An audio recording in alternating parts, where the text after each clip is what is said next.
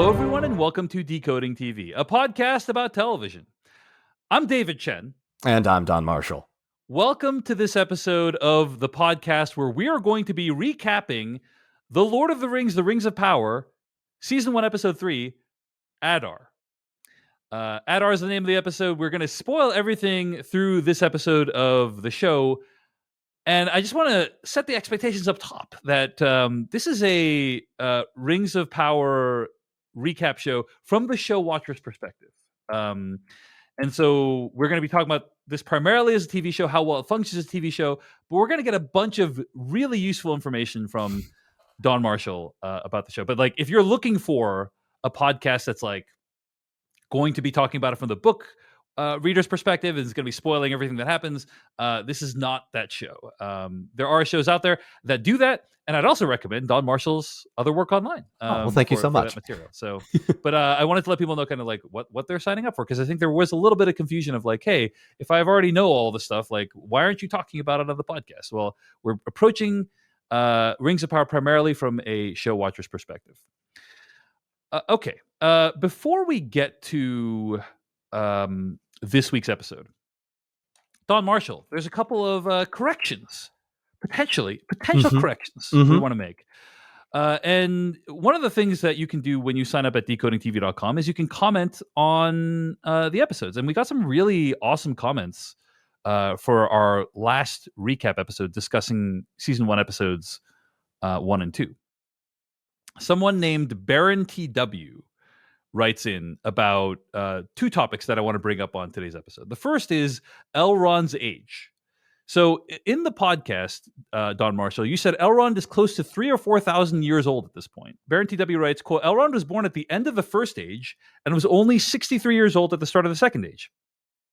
We don't know what year the show is set in, but the show talks about how it's been centuries since Morgoth's defeat. Considering what Celebrimbor is doing, it feels closer to 1,200 or 1,300 years into the second age. So he could be as young as 400 years in the show, although more likely he's 1,300. But either way, probably not 3,000 or 4,000 years old, which is what you said last week. So what do you think of Baron TW's age recounting, Don? Baron TW, you are almost certainly right, and my respect. So here's sort of where I was coming from in that perspective. They are doing a time compression for this TV show, so the 3,000 plus years that is happening in the second age is going to be happening. A lot of the major events are going to be squished together, and I think I just sort of assumed that they were going to lump that all towards the end of the second age. But yeah, I did go back and check, and it is centuries. So you are 100% right, and I'm very interested to see if we'll ever get any sort of indication of the time or the year that it happens. I don't think we will, but you are absolutely correct, and it is nice to be humbled and put in my place when I get something incorrect. Yeah, to be fair, you weren't coming out of you weren't just pulling that number out of your ass, Don, Oh, right? no, like no, you had a good reason. You had a good reason for assuming it might be 3,000 or 4,000 years because you thought end of second age. But the show is making it pretty unclear like what time frame it's taking in. It's ambiguous, but I kind of like it that way. Baron TW also brings up a concern that I also was thinking about this past week, reflecting on the first two episodes of the show. And this is about the depiction of Galadriel. We touched upon this a little bit in last week's episode, but I want to get into it a little bit more. Baron TW writes, quote, Galadriel is 2,000 years older than Elrond, and an unknown amount older than Gil-galad, who is her great-nephew. The interaction between her and Gil-galad was fine fantasy for sure, but it wasn't in line with the character created by Tolkien. This is all established in the content the series has the rights to. It is only done this way to have her go to sea, wash up on shore, meet the people that she needs to meet for the plot. In the book, she's been married for 1,000 years at this point, but that doesn't play for romance in the show, which I get. But the show as a whole is constantly infantilizing her and removing her agency to have her as a token youngish warrior leading a band of 6 or 7 elves being bossed around. The character has this fiery nature to do the mission to the north, to stand up to others, to do what she wants, to even make mistakes and piss people off for the drama. This approach in the show is just a lazy option to just change her. As Dave said, a good prequel should improve the original, not break it. This isn't in line with the established character. Anyway, and I'll stop there. He goes on for a little bit longer, but and what I've seen is that Galadriel in the books is older than all the other characters you see in the show. Elrond, Gilgalad, Celebrimbor. But in the show, like all those people seem way older than her, right? Also, Galadriel in the books is super powerful, like almost godlike powerful. So you wouldn't even question why she could swim for like many miles off the boat, right?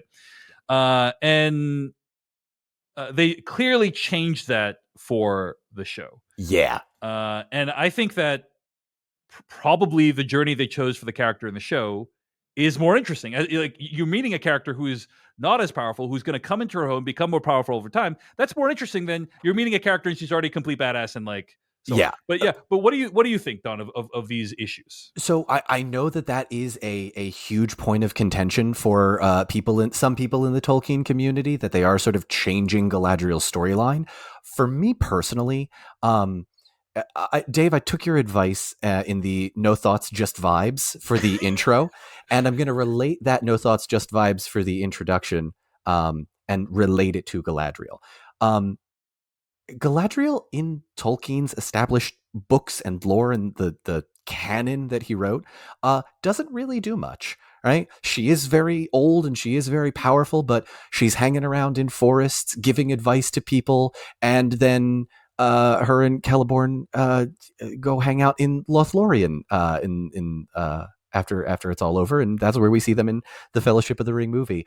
But I think from like I always try and also look at it not just from a canon perspective, but like a marketing perspective.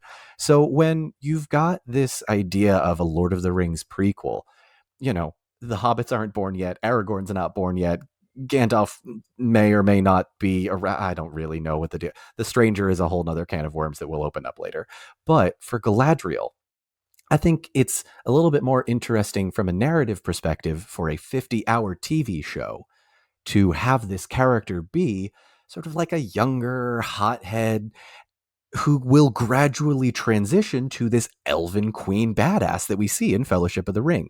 And I think that's a more interesting story for me personally. I get that that's not going to be everybody's cup of tea, but it is sort of the way the showrunners are going. And, you know, unless they pull something ridiculous like Galadriel goes to space and talks to God, which I don't think they'll do at all, then yeah, I'm fine with them finally giving her something to do. So I think you're agreeing that in the context of the book, she is super powerful, but 100%. they've clearly depowered her for the show, right? And yes, I think the trade off. You put it as marketing. I agree with you. It is a marketing consideration, but it's also like a storytelling consideration. Like, what's the more interesting story to tell? And then like related to that is like, okay, now that you've told the more interesting story, like what's the more interesting story you can tell that you can get people interested in? And certainly the story of how Galadriel became super powerful Cate Blanchett in Lord of the Rings trilogy is like potentially like a really interesting one. Mm-hmm.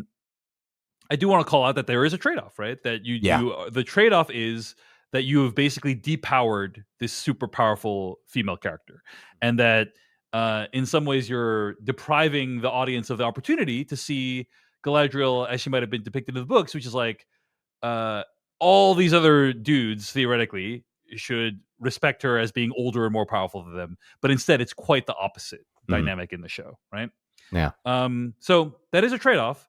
I agree with you. The story is, to me, a more interesting one of like Galadriel's growth over time. Like I agree that does sound like a show I'd want to watch more. Yeah. Just from a character journey perspective, because if Galadriel's already powerful, then it's like where does she have to go from there? Like what is the growth, thing, right? She doesn't, and this is what Tolkien was setting out to do. I don't think there's necessarily a main character in the Second Age, which is why they sort of went with this idea of the ensemble cast. I think if they were gonna do anything and like go back to the beginning, maybe Elrond becomes like the main character and we see his journey. But I think just in the interest of like a good story, and from a marketing perspective, let's get the people that saw the movies. It's like, ooh, young Galadriel, young Elrond. I want to watch that. Indeed. All right. Well, thank you so much for your feedback at decodingtv.com. And you can also email us at decodingtv@gmail.com. Don is not above being challenged for his views on characters' ages. I welcome it. I relish the challenge, please. Yes, indeed. All right, Don, let's talk about Season 1, Episode 3. Ooh. So start with overall thoughts. What did you think of this episode of the show? I I pressed play on this episode, and I had a moment of my stomach dropping because I've already seen the first two episodes. I've watched them multiple times. I loved the response, and then I realized, oh shoot, it keeps going. And it was just this moment of panic. Because you went to the premiere, you probably watched the first two episodes like 3 or 4 times, right? You did watch I've had parties, it 5 times. Yeah, right? Watch parties, and you're like, like for weeks, that has been the show for you. yes, And then, there's more. Yeah. Like I watched the Lord of the Rings, the Fellowship of the Ring, and it was 2.5 hours, and then it was done. Yeah. And now I get to come back to Middle Earth every week, and there's this little bit of apprehension. I'm like, oh, there's more? Don't mess it up. Yeah, don't mess it up, right? Don't mess it up. And I'm happy to say that I do not think they messed this one up either. I think we start off, Galadriel's storyline continues to be very strong, sort of just waking up on this boat, being fed by Halbrand, meeting Elendil, who they don't name Elendil until a little bit later on in the episode, so he's just like this looming captain. But really, overall, loved the episode. I thought it was a decent episode. Here are some things I liked, some things that I'm like, kind of looking askance at, right?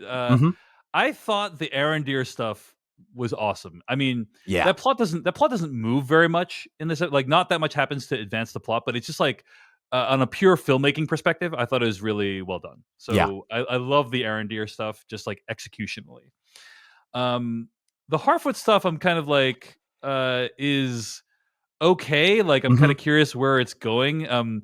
There's some elements to it that some really dark elements to the Harfoot plot that we'll talk about. But yeah. And then the Galadriel stuff, I'm a little bit worried about, Don. I think because a lot of stuff is happening in the Galadriel stuff, and some of it doesn't feel super motivated. Like, some of it feels like, stuff's just happening out of nowhere, and we're advancing the plot along, and we're relying a lot of lore that you may be familiar with, but that I don't know that, like, from a show archer's perspective, is that clear. Yeah. So, and to me, it is a little bit, it is sort of clear because I kind of have a better understanding of where they're going. So I can I think it's seeing the trees through the forest, or the opposite, whatever the case may be. But forest for the trees. Yeah. But yeah, no, I do agree. We'll get to the Harfoot stuff in a minute, because I have a couple of thoughts about that. There was some stuff there, but do we want to start with Galadriel? Yeah, let's start with Galadriel. I mean, the one thing I'll say is, like, I'm curious about, like, it really does seem to be setting up a parallel. Where have we heard this before? Elven woman falling in love with human man, who, by the way, just needs to recognize the true king he has within. And maybe Tolkien's work is cyclical in that way, but, like, it does feel like it's really trying to evoke the feelings of the original trilogy of films. May I share a brief possible spoiler theory that I have? I know Sure. we like to warn people. Yeah. So you're going to use your knowledge of you don't know the information of where the story is going. I have no basis for this whatsoever. Okay. Just sort of what I know. Right. So skip ahead 30 seconds to a minute if you don't want my theory. I think that the Galadriel storyline is going to be a bit of a bait and switch. And here's why. I think if they were going to reveal that Halbrand is this king of the Southlands that they introduced, then it should have been at the end of season 1, right? I think that's a kind of cool plot twist that we can see, like, we're finally going to get to see why the Southlanders are the way they are. But I have a sneaking suspicion that we are going to see Halbrand in a very different light, either in the end of season 1 or at the beginning of season 2, or maybe even later. I don't trust him. And the reason I don't trust him is, and we're kind of skipping ahead in the plot line a little bit, but there was this one scene where he fought off a couple of men. And the ferocity that he fought them with leads me to believe that there is, like, a very deep anger that dwells within him that, to me, seemed a little superhuman So that's I'll leave it there. Again, I have no basis for this other than my own theories, but here is my reaction, because you wrote a little bit about this in the show notes too. But here's my reaction, Don. Oh, my sweet summer child, Don Marshall. Because Don, your basically reaction was, oh, the way they introduced him as the hidden king, it's too sudden. It's too sudden for it to actually make sense. And I'll just say, to be as charitable as possible, Occam's razor style. Maybe they just rushed the introduction of him as the Southland King, and they're trying to like evoke the feelings of the original trilogy, and it, as a result, feels like a little bit kind of, rather than they're forging bold new territory, they're kind of playing the hits of the past. Okay. Okay. But we'll see. Well, this is what's fun, Don. At the end of the season, one of us is probably going to be proven right or wrong. All right, so we'll talk about Galadriel's storyline first, because it makes up the bulk of the episode. At the end of the last episode, Galadriel and Halbrand had been on a raft on their own, and somebody found them on their own ship, and I was like, "Who is that?" And you were like, "I know who it is," and I assume it was who you thought it was. It Don. was. So Elendil is the person commanding the ship. Isildur's father. Isildur, for those who don't recall, I think he is first introduced in the films in the prologue of the first movie. Yes. Right? He is the guy that's supposed to cast the ring into Mount Doom, and then Elrond is with him, and then Isildur's like, you know what? I'm going to hang on to this thing. And he's like, no. And then Elrond's like, very disappointed in him. Am I getting this right? Yes. I will also just very briefly mention, I've gotten thousands of times I have gotten this question: why didn't Elrond just throw Isildur into the lava? To the point where the catchphrase "Yeet Isildur" became sort of a meme within my TikTok community. There's a reason he doesn't, but that is spoiler territory for show watchers, so we will get into that a little later. Interesting, yeah. I should point out, he's also the guy that cuts the ring off Sauron's finger in the first. Yes, in the first movie, he like cuts the ring off, and then he's about to cast it, and then he doesn't cast it. Yeah, so that's Isildur. We meet his father. He's the one that's running the ship that picks up Galadriel. Right? They go to Numenor, the westernmost lands, and it's like an island on its own. It's Tolkien's version of Atlantis, basically. Interesting. And so we see Numenor. Was this depicted in the trilogy of films? I don't think so, right? Was it? No, there may be. I'm trying to think. There was one reference to it in the extended edition of The Two Towers, where Eowyn says, "You are one of the Dunedain, gifted with long life." The Dunedain, Aragorn, and the rest of the humans that are the Rangers of the North, are the descendants of these Numenorians. Gotcha. But yeah, we don't see the actual physical location. No. Well, good pull there, Don Marshall. That's impressive, Thanks. Man. Well, I didn't get this nickname for nothing.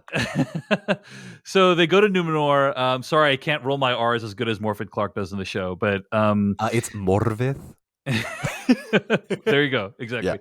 Yeah. And it's beautiful. It's a really amazing sort of CG creation of this huge, like, there's so much detail in these locations. It's amazing. They pulled out to that wide shot where you see it was like watching Minas Tirith times 1,000. It was just beautiful. And you got to see it in multiple times of day too, which is really impressive.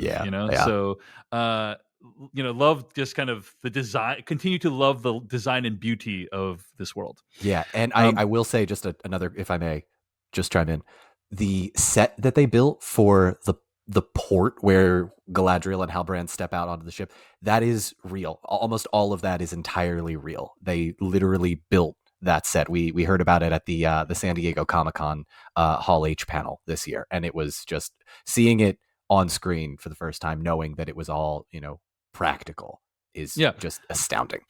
I think overall the show is doing a really good job of blending the practical and the CG. Agreed. Which not many shows do. No, there was one moment this episode, but we'll get into that a little later. I didn't think it quite worked for me, but that's later on. We learned that Numenor is a land of humans, and it basically like there were some humans that swore oath to Morgoth, who was the bad guy, and the elves fought against Morgoth. And there's some humans who swore loyalty to elves, and Numenor was kind of gifted to the men from elves as a result of their loyalty. Is that roughly correct? Yeah, pretty close. There's so many more really intricate, unnecessary details I could add, but for the sake of not being here for 4 hours. Sure, and there is some contention as evidence in the episode about like, how much of a gift really was it? Because like men earned this, the men earned this island by fighting and dying for it, right? And so, yeah, we meet the Queen Regent. Yes, and this guy named Pharazôn. What is Pharazôn's relationship to the Queen Regent, by the way? So I can only answer this from a book perspective. I don't believe we've gotten their relation yet, given in the show, but they are cousins. So Muriel's, as we learn in the episode, Muriel's father was the king. He was pretty much exiled, and so she becomes Queen Regent, and Pharazôn is, I think at this point in the show at least, an advisor. But they are related in the books. They bring these folks in because they want to know what's going on. What's going on with Galadriel and this stowaway Halbrand? Like, what is happening with these people? Galadriel identifies herself as Galadriel of the Noldor, daughter of the Golden House of Finarfin, commander of the northern armies of High King Gil-galad, right? Which is, very reminiscent also of like how people in Game of Thrones introduce themselves. Yep. King Joffrey of the Andals, Joffrey of House Baratheon, first of my name, and all that. Right, exactly, yeah. You gotta have a good sort of series of suffixes or titles at the end of your name whenever you introduce yourself in court. Yeah. And I think you had a detail you wanted to point out about this introduction. Yes, right? I do. So Galadriel introduces herself as Galadriel of the Noldor and the daughter of the Golden House of Finarfin. And Finarfin is Galadriel's father. And he was one of the elves that stayed in the Undying Lands, which is that paradise land that we see in episode 1. He did not go to war. He was one of the elves that got cold feet and turned back for a number of different reasons, but he is not in Middle Earth at all. So Galadriel is sort of on her own at this point. There is a lot of tension that's going on in this scene because I guess the idea is that elves are not really welcome in Numenor, or if they are welcome, they're not allowed to move freely. Yeah. I think they did a really good job sort of explaining the turmoil that is happening in Numenor that will eventually down the road, as a book reader, there's issues that will arise. Obviously, I won't spoil it here, but the idea that the sort of elves are not welcome, I think they set that up really well, because there is it's kind of like what we see between the elves and the dwarves in the Fellowship of the Ring with the Legolas Gimli relationship. There's sort of this like antagonistic relationship at the beginning. Yeah, and we already get a sense of the tension between elves and humans from the first 2 episodes as well, right? Like the humans and elves have not had a good relationship in this era of Middle Earth. And so Halbrand comes in, he's like, hey, I have an idea. Give us a few days and think about Galadriel's request, because she wants to get out of here. She's going to fight the evil, right? Like that's what she wants to do. And they're like, well, we can't just let you go do that, and certainly we can't let you like take any of our resources to do that. So Halbrand's like, look, let's just give us a few days to think about it. Of course, Numenor, well known for a lot of things, awesome outfits, beautiful waterfalls and statues. Not great security, from what I can tell. Nope, she escapes immediately. Escapes almost immediately. Doesn't surprise me at all. Like, good for her. So she's about to escape. She meets Elendil, and then they decide to go to the Hall of Lore together. And this is, again, kind of what I was talking about earlier of like, okay, why is Elendil there? Why is he helping her? Maybe that's going to become clear later. Why do they want to go to the Hall of Lore exactly? I felt like it wasn't super well explained, but you tell me, Don, what was this all clear to you, like why this was all happening in the sequence? Yeah, so this is the Hall of Lore, sort of a setup for a reveal that we'll get to in a moment. I do think they probably could have explained it a little better, but the relationship between Elendil and Galadriel was, I quite liked it. She is, a hothead, threatens to stab him, he threatens to turn her in, so there's kind of like a, hey, you work with me, I'll work with you. But it definitely felt as though the Hall of Lore was a setup for what we later find out is the mark of Sauron. Right, like they need to get to the Hall of Lore in order to find out this very important fact. Basically, that's going to motivate a lot of the actions of the rest of the show. Mm-hmm. Why she wanted to go to the Hall of Lore? I guess because they were in the area. It might help her find it. It's like I think what Elendil might have been trying to do here is like, look, just stay. Don't try and escape immediately. Let me at least show you around, and maybe we can help you. But come see what amazing wonders Numenor holds for you. Maybe then you won't want to leave immediately. Yeah, exactly. It's like when you're visiting your hometown, or when someone's visiting your hometown with you, and you need to you're the one putting in all the work to make sure they don't get bored. Look, we have an ice cream shop. We have a Friendlies. Oh, Friendlies. Anyway. I haven't thought about Friendlies in years. Oh my god. Nor I, sir. Nor I. Okay. We've got a Friendlies. We've got a postcard shop. We've got a gift shop downtown. Right. Okay. So they go to the Hall of Lore. Real quick, because we do get a little bit of things before the Hall of Lore. We finally see Galadriel smile for the first time. Yes. When she is riding the horse. They're using what appears to be like a phantom camera, which can shoot at 1,000 frames per second, basically, and doing ultra slow motion. It's extremely beautiful. It's indulgent. Oh, I didn't mind. I didn't mind it. I didn't mind it at all. I will say I did when I first saw it. I was like, why is Morvith making a silly oh, she's smiling. Oh, this is the first time we've seen that. Oh, this is just one of those scenes. Okay, I'll allow it. I'll allow it. I mean, I think that she got really excited when she's like, "Oh, we can ride there," you know. And I think the idea is that we get a sense that she really likes riding, because we haven't seen her ride horses in the show yet. I don't think. No. Yeah. So she really likes riding horses. She has the opportunity to do that and enjoys it, and it's nice. One of the things that people say a lot about the difference between Game of Thrones and Lord of the Rings is Game of Thrones, every episode, you're watching someone get brutally tortured to death in some capacity. And Lord of the Rings is very much more like a hangout show. We're just hanging out with these people. They're going on little adventures and stuff like that. Yeah, no thoughts, just vibes. Yeah, there's some stress. There's some evil and things, orcs that need to be killed and so on. But it's not nearly as vicious and brutal as Game of Thrones, and it's scenes like this that kind of help accentuate that difference, where she's just like, I'm just having fun on my horse, just enjoying riding horse across this beautiful vista, and it's nice that we kind of get that, we get all those sides of fantasy, right? With both these shows on the air right now. So all right, so they go to the Hall of Lore, which I think is actually a hilarious name for a place. It's this is, if someone was really interested in lore, like Don Marshall, and he built a testament to lore, it would probably look something like this. It would probably be you'd probably hold little scrolls, like little wine bottles, right? Oh, that sounds so cool. Yeah. If I had the money, I would absolutely do that, but I'll settle for a TikTok channel. Yes, indeed. So it's revealed that Elrond's brother, built the hall. Elrond's dad saved the world. Well, actually, this is a detail you wanted to provide. This is not the show, right? Sorry, no. This is a nice little nod to folks that know the Silmarillion. So, Elrond's dad in the end of the First Age was a huge part of winning the war that they talk about in the Rings of Power prologue. They don't mention him. I think it's a rights thing, but it's really not all that important. But the little nice detail is Elrond and Elros were given the choice to be among mortals or immortals. So Elrond chose to be an elf, and his brother Elros chose to be human, as sort of like a gift from the Valar, the lesser gods that Galadriel mentions in the episode. And this is kind of why you see a sadness in Elrond's eyes a little bit. I know he's not in this episode, but Elrond has lost quite a bit. And when his brother passed, it's not written about in a lot of detail. But it is, it's a sad time for Elrond, because he realizes he's, never going to see him again.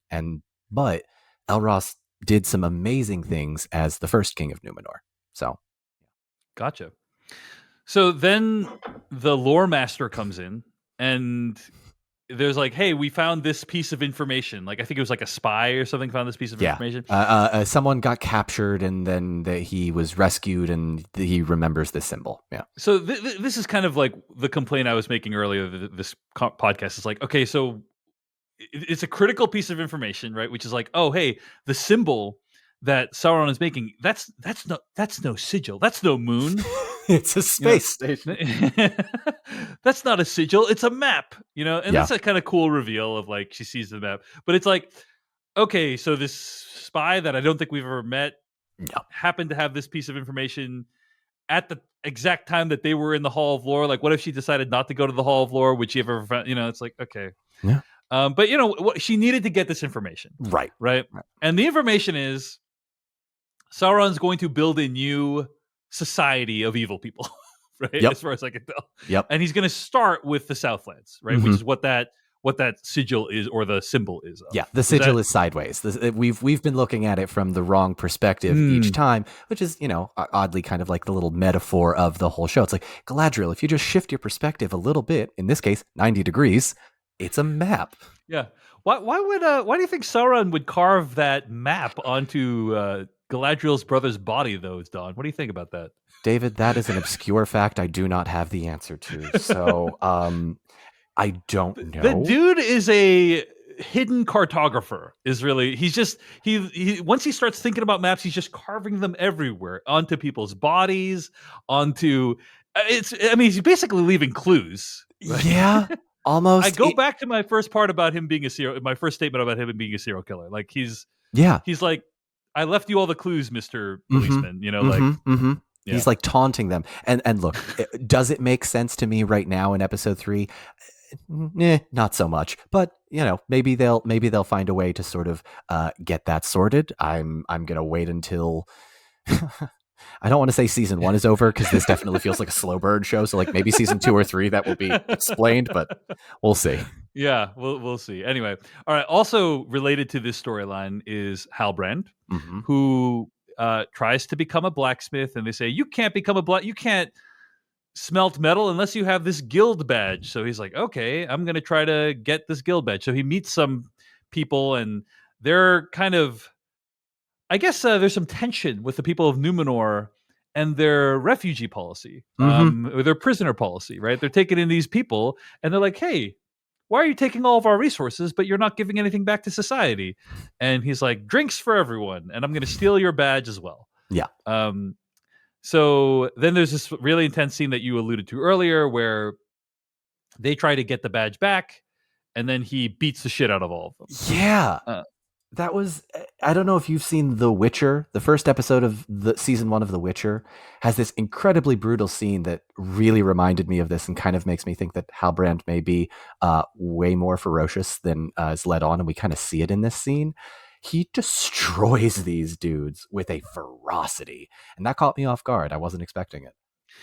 Yeah, it's probably the most violent scene that's been in the show so far. I mean, people have died in the show and, already, but it's like, just in terms of sheer human on human violence, definitely like probably the most intense scene. So then he is put in jail. Galadriel comes back from the Hall of Lore and is like, hey, come with me to redeem both of our bloodlines, is what she says. And the idea is that like Halbrand is the king of the Southlands, is what comes out of this conversation. Now I know you're skeptical. To me, this reads like rush storytelling, unless sort of putting in. This reads to me like rush storytelling and not a head fake for something else that's coming later. That's my opinion. Okay, fair. I'm in the head fake camp, but we'll see. Yeah. Okay. Hey man, we'll see what. So I guess the idea, if we're taking them at their word, he is king of the Southlands, but he has kind of his parental line swore an oath to Morgoth, the evil guy, right? Yes. So he's king of the Southlands, and their people have no king anymore, basically, because he has not chosen to ascend to his rightful place, because he has great shame about the fact that his family is fighting on the wrong side. Which may or may not harken back to Aragorn's bloodline that we see in the trilogy. It may or may not at all. Yeah. Probably does. Yeah. The thing is, though, Don, okay, let's assume that this is, in fact, like that everything, we can take everything at face value, right? Wasn't the idea behind Return of the King is that there was no king until Aragorn came back, right? So, or were there other kings in between this time and then? right? So this I think might be getting lost on folks that maybe don't know a lot of the details. We don't have a lot of information about the Southlands. And so what the showrunners I think did was they created these characters like Bronwyn and Theo to be sort of the conduits for, hey, let's explore these people in the South. Because even though Tolkien doesn't have a lot of detail about them, it's still a part of the world that plays a part both in the second, and the third age. So this is not as far as I am aware, at least, Halbrand and the Southland kingdoms don't have much to do with Aragorn's bloodline or descendants at this We point. can consider it a separate country, basically, for all Yes, intents I and think purposes. so. I think so. Yeah. So the idea is that we can be invested in this as separate from the events of the original trilogy, right? Maybe he is the real king and he becomes king of the Southlands, and Aragorn doesn't care about any of that, basically, right? is the idea probably, right? So, all right, a couple of other things happen in and around Numenor. We meet Isildur, who is Elendil's son, right? Yes, played by Maxim Baldry. He is trying out to be a sea guard. What is that, Don Marshall? Do you know what No a sea idea. guard is? They made it up for the show, but Oh, wow.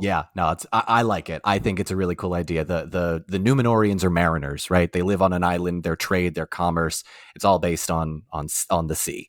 And I think to give Isildur this kind of like motivation to like be part of the guard is cool, but then we learned later in another scene he might not actually want to do that. Right. I mean, there's a lot of like family drama vibes in this episode of, hey, I want to take a gap year before I head off to college. Or, I want to go out. I want to go abroad in France before I go back to the University of Pittsburgh or whatever. It's like it's basically kind of what it is. And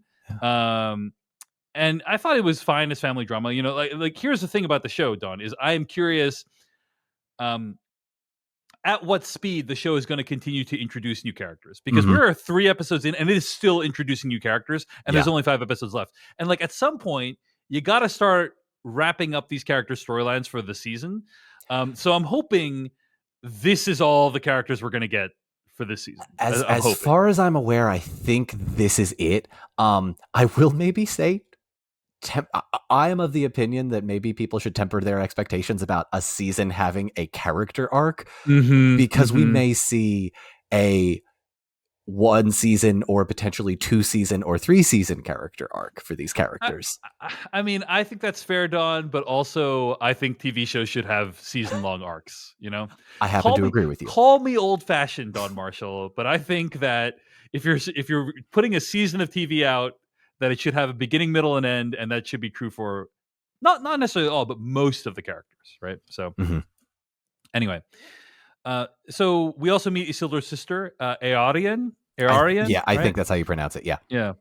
And they kind of there's family tension with like Isildur, his sister, their dad, and whether or not he goes to become a sea guard person, whether or not she goes to become part of the guild. I think it's a builders guild. Yeah. I'd have to go back and double check, but yeah, I think they might be a bit of the family drama going on there, and which is to me fine, because we are in a 50-hour TV show, not a 2.5-hour movie. So like you need some lines of dialogue to kind of explain the journey these characters are going to go on. Yeah, I think it's fine. I'm curious where these are going, but right now, at this moment in the show, I'm not too invested in like whether Isildur goes to become a sea guard or whether his sister becomes in the ability. Like, I don't know enough about what the stakes are to have an opinion, Okay. But as a starting point, I think it's fine. Like, and all the actors are doing a great job. So, any other details about the Isildur family relationship that you want to mention? So a couple of fun things. Elendil's, as we learn in the episode, his name means elf friend. I thought that was a nice little scene that was also a bit of a lore drop between Elendil and Muriel.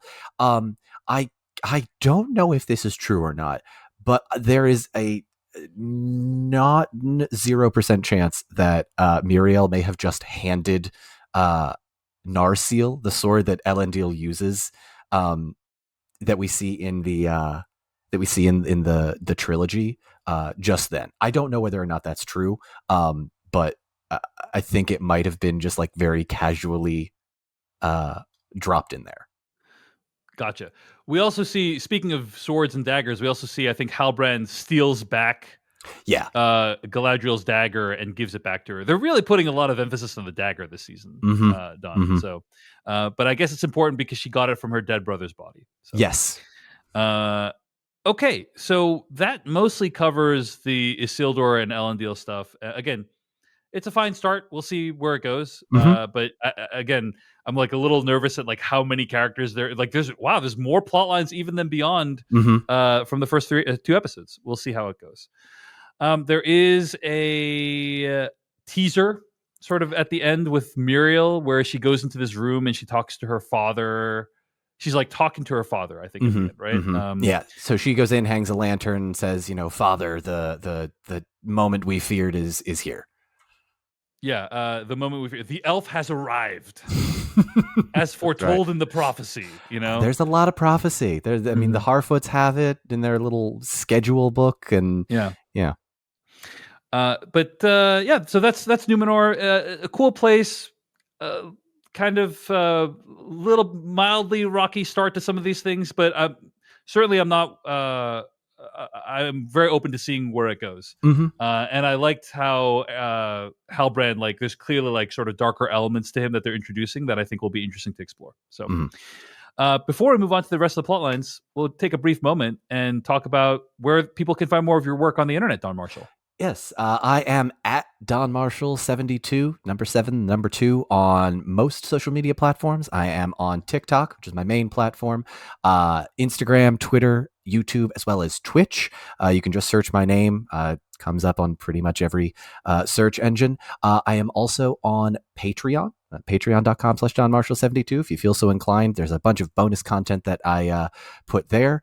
I do also, and this is new, I just figured it out in between episodes, we're going to be doing watch parties for the Rings of Power every Sunday at 1 p.m. Eastern. So it's going to be considered a rewatch. So I'm going to be talking over it, taking questions from chat. And if you feel so inclined, come join us over on my Twitch channel Sundays at 1 p.m. If you're enjoying listening to this podcast, you might also enjoy the rest of the other shows that we're covering. We're covering She-Hulk and other exciting things in the future at podcast.decodingtv.com. You can also listen to my conversations about House of the Dragon over at acastofkings.com, a Decoding TV podcast. And if you want to support this show, because you like what you're hearing, you want more of it, decodingtv.com is where you can pay to become a member and get special bonuses like ad-free episodes. Okay. Don, just a couple of other plot lines this episode. Yeah, we didn't get everybody, which I think because they introduced the new people was probably a good idea. Who didn't we see this episode, Don We did Marshall? not see Elrond. We did not see Doran or Disa, which made me very sad. We did not see Celebrimbor. We did not see Gil-galad, which I'm hoping we see next episode very much. And we also didn't see Bronwyn or Theo. That's true. Oh, that's true. We didn't see them either. No idea what happened to that evil dagger that he had. Like, I wonder if it's doing more eviling in the world. We'll probably find out next episode or so. That's maybe a character arc that will resolve this season, I think. Wow, you're making that bold prediction now. It's my hot take for the day. We see Arondir in this episode, played by Ismael Cruz Cordova. Last episode, we saw he was being captured underground by an unseen monster. He was being whisked away. And this episode, again, the way this was all done was really effective. He's kind of being dragged through this weird lair. It's like some sort of tunnel of some sort that because the orcs can't sort of be in the sunlight, we learn. And so they need to basically cover the entirety of it. Is that a show invention, by the way? That they can't be in the sunlight? They're like vampire-like? That is mentioned. I don't know a lot of the detail here, so I'm sure maybe one of the comments will be able to provide for next week. But as far as I'm aware, orcs don't usually travel in sunlight, but the Uruk-hai that we see in the trilogy can. I don't know if it's what's the difference between orc and Uruk-hai again? Some not so great implications about crossbreeding. I So see. Gotcha. orcs are corrupted elves. Sauron's master Morgoth, that we heard Mm, about in the first episode, corrupted elves. But Tolkien changed his mind about that quite a bit in various other drafts. Urukai are they don't pop out of holes in the ground like you see in the movie. In Tolkien's books, they are a crossbreed between humans and I orcs. see. So they actually did like a good job of kind of eliminating some of the more problematic elements in the movies, right? Yes. So Yes. whatever the case, however, whether it was invented for the show or inspired by the books, they burn in sunlight in the show, right? Mm-hmm. Mm-hmm. And he's being dragged through, and you find out that the other elves have also been enslaved, right? Mm-hmm. The other elves we saw in the first couple episodes, which is Yep. like, wow. And it's actually shocking because you're not used to seeing elves being subjugated. Like most of the time that people have seen elves in Middle Earth, it has been them completely annihilating orcs. Yeah. And so it's very weird to see elves being enslaved by orcs, Mm-hmm. as you do in this episode. And I kind of appreciated the subversion of expectations.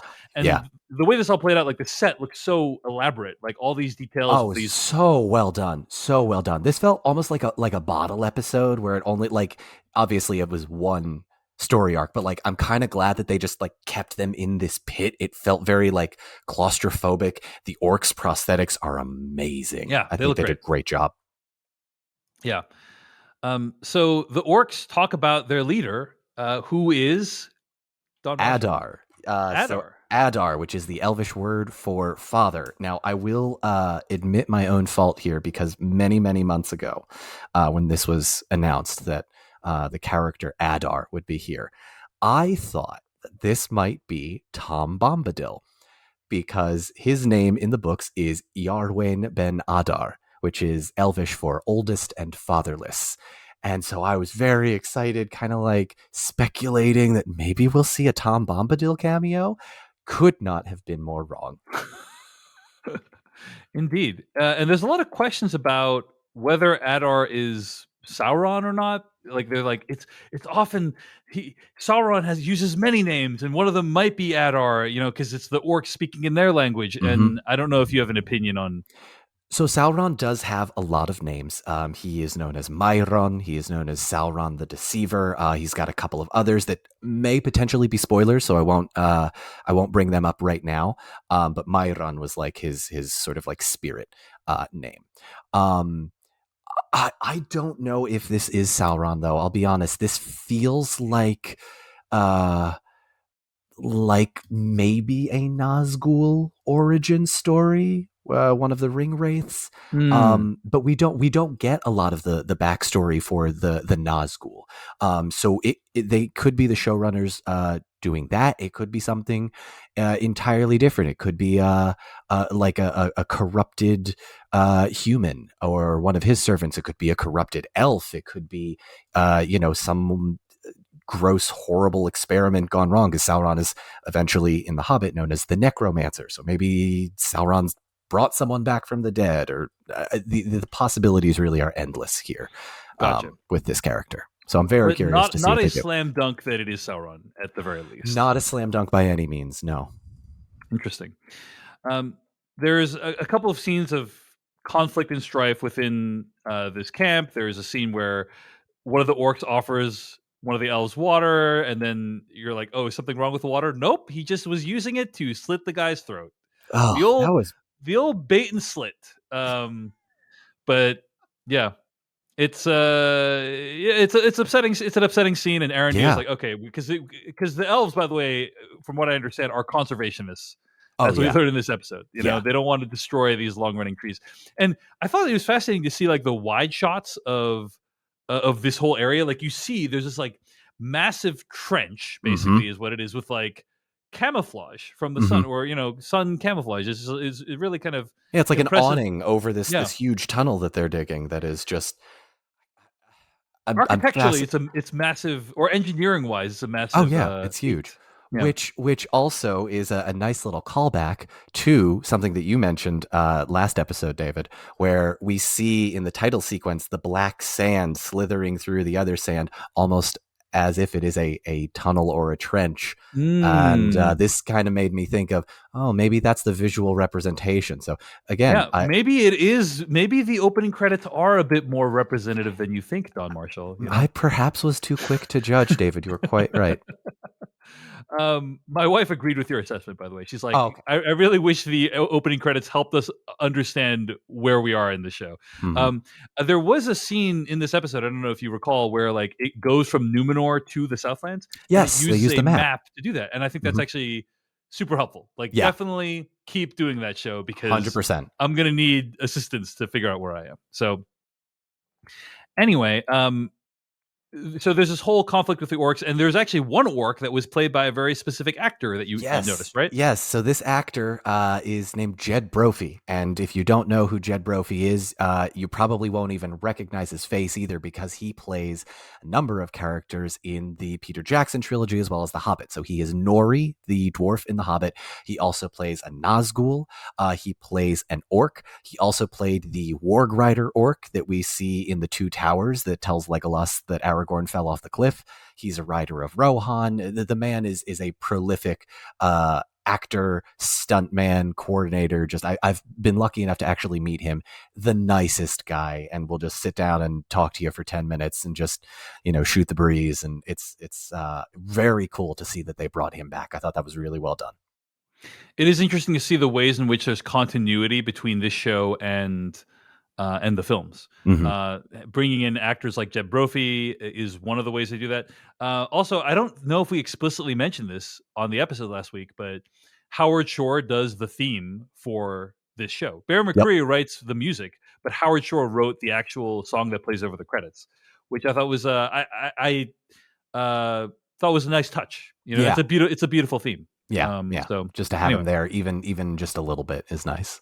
yeah, but basically, I think like they're clearly trying to play off our memory of the original trilogy of films, Mm-hmm. right? In clear ways, and I think that whether or not Hallbrand becomes part of that is going to be they're going to decide whether you or I are correct.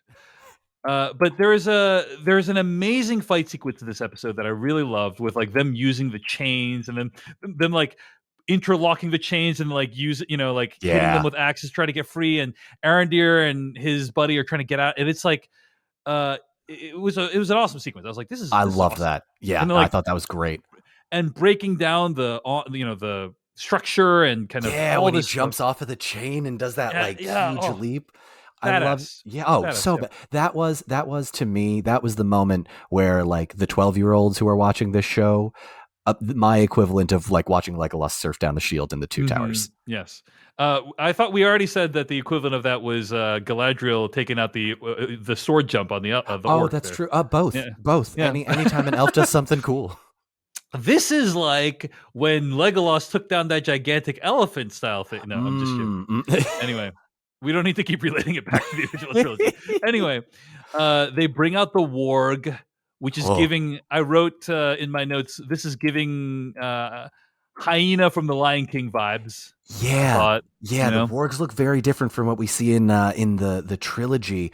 I wasn't too crazy about the CGI, I'll admit, but I was also very taken aback by the appearance of the warg. It scared the crap out of me when I first saw it. Like the eyes for me just felt very like it was very nice warg impression, Don. Thank And you. it's Yeah. straight up like murders like at least two dudes, I think. Yep. In the episode, so it's pretty brutal. And it ends in complete failure. Yeah. He sees his friend get shot to death, Boromir style, I thought, right? Yeah, it was very reminiscent, I thought, of the Boromir scene where we just look up and we're like, he's escaped. Why is he standing there? Oh, and then he gets hit with another one, and I'm just like, oh, you did that on purpose, showrunners and directors, how dare you? Yeah, it's kind of like they're referring back visually and with some ideas to the trilogy, but not like explicitly. They're not like remember when this happened to Boromir? They don't say anything like that. But it's very much a visual cue that I think is a nice nod to it. Yeah. But it is kind of this. I like this whole sequence because even though it didn't really move the plot along, it's this whole idea of they're struggling so hard against something, and then still didn't work. Nothing Yeah. happened, and Yeah. that's a really effective idea that's conveyed by this plot line. So, and then they take him to their leader at the end. Yeah. Mr. Blurry TBD, Man. We'll TBD, who see. that We is. shall see. TBD. Yeah. Final plot line: the Harfoots. They're walking through the forest. They're chanting, "Nobody goes off trail. Nobody walks alone," which apparently is part of their culture. Yeah, I thought it was just like one of those really cheesy lines from the first episode that like maybe Nori's stepmother didn't deliver great, but it's a mantra for them, and I thought that was kind of like a nice. The show keeps doing things that like the things that I wasn't crazy about. Like the title sequence with the little black sand snaking through, bringing it back up as a different frame of reference that made me sort of appreciate it more. Yeah, and not too much happens in the Harfoot plotline this episode, but I will say I have to say I found it almost comical, the entire Harfoot plotline, but not necessarily in the way that's intended, because the whole time it's like, is Nori's dad going to be able to join the caravan? And Harfoots are the sweetest characters in the show, as far as we can tell so far. They love life, and they're all, they care about the kids and everyone being part of a community. And what is hilarious is, and now it's time to read from the book of all those people who we left behind who died horrible deaths. Yup. Yup. And it's like Shirley Jackson's The Lottery almost. It's like basically like, oh wow, like this like nice town, but by the way, sometimes we leave people behind and they die horribly. Yeah. And like, now let us pay tribute to them. And it's like, oh, and it just so happens to be the very concern that Nori's dad has. Anyway, I thought it was unintentionally comedic. But what did you think of the fact that Harfoots do not suffer fools gladly? They will decaravan you, which, by the way, means almost certain death. Yeah, what do you think? It was brutal to me. Like I know that like that when they read from the book, some of them are like natural disasters. Like I think I agree with you on most of the Harfoot stuff. One of the probably more heartbreaking or emotional parts was when we find out about Nori's friend Poppy and how she basically lost her whole family. And that was, to me, very, very sad instead of kind of comical in that moment. I think Megan Richardson did a great job in that scene with her facial expressions as Poppy. But like, oh my God, the Harfoots are kind of brutal. And it was so jarring to like see that. I'm like, oh my God, no. Is this in the books at all, Don? Is it like hinted at all that they just leave people behind to die if they're not feeling well? No, I don't. This is like freaking Spartans in like 300, where they just like they throw their unhealthy babies off of the cliff. Yeah, right? Yeah. Look, I got nothing for you other than like it was such a shock seeing that I just like I openly was like, oh no, I don't like that. It's this bizarre incongruity of, yeah. Oh, these are the most wholesome. Like if the people at Numenor were like, hey, we're leaving people behind, I'd be like, oh, that makes complete sense. Like, but Harfoots are like, yep, sorry, you get left behind, you're dead. It's like it just is so dark compared to everything else about that plot line that it's really. But I think the reason they did it is because they need to generate some kind of dramatic tension, right. For the thing. But couldn't the dramatic tension just have been, it's going to be very inconvenient and uncomfortable and awkward for everyone if like the dad is lagging behind? Did it have to be literally the whole family might die? I have a sneaking suspicion that the reason they did this is to incorporate the stranger a little bit more. In that, we see he's going to help them. He's going to help them pull the cart. Yeah, and I think there's going to be a little bit more there. I will wait and see whether or not this sort of like almost brutality comes back up again. But yeah, it felt very disjointed compared to what we know about the Harfoots. It's like, oh, by the way, not everything is so hunky-dory and good to go. The stranger emerges from hiding during this reading of the list of dead people and interferes with her. And, the whole deception comes out, which I thought was like, I was surprised that it came out this early, and it wasn't clear to me like, are the rules that strangers are not allowed within the caravan, and the That would stranger helping them is going to be like on the down low. You know, it was kind of I don't know. The one thing I will say that they I think got really right is the hobbits in the Third Age, like in the Peter Jackson trilogy, very xenophobic. They don't want humans, who they refer to as the big people. They don't want them there, right? Leave them to their business. Bilbo, I think, does occasionally like have dwarves pop by in the books at the very least, just as like friends and visits.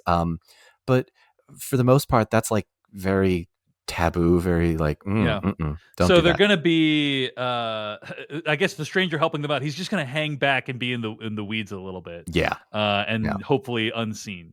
I will say, like, the design of all the hats and the caravan is really like with all the straw sticking out is like really cool, and like all the Harfoot design stuff is amazing. Like it just really feels lived in. It really feels like these people kind of have integrated themselves into the forest in like a very meaningful way, as to avoid detection. Oh yeah. And I think that stuff is really great. So anything else you want to say about the Harfoots, Don Marshall?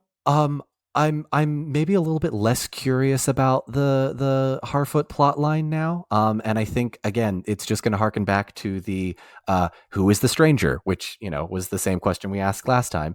But again, has your opinion on who the stranger has changed since last time? Didn't really get too much of a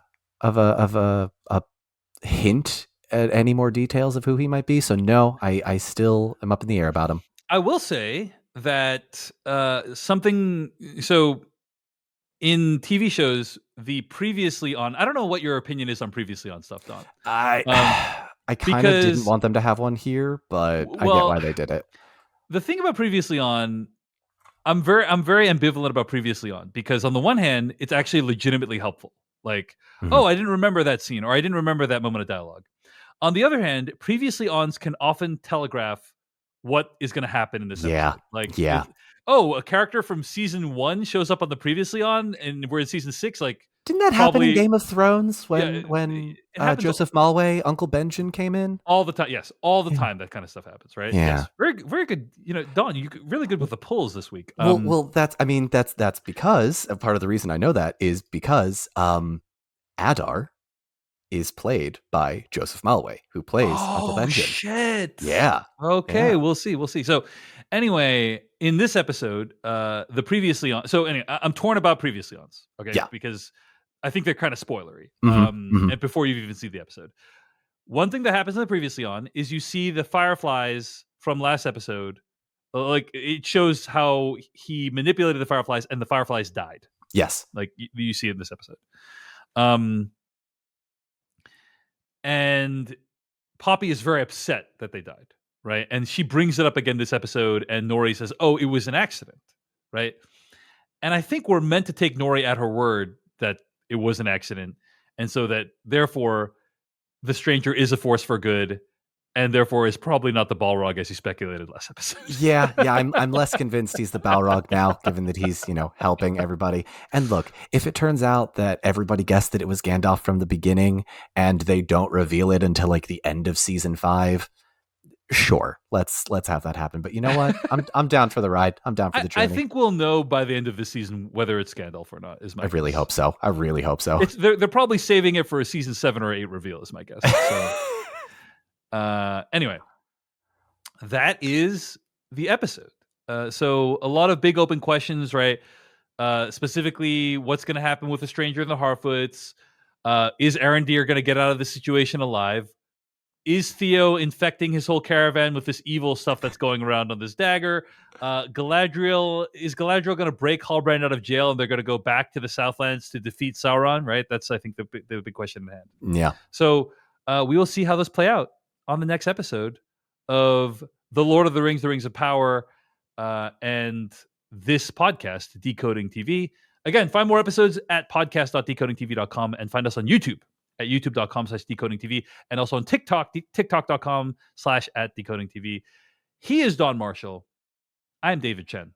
We'll see you next week. Bye-bye.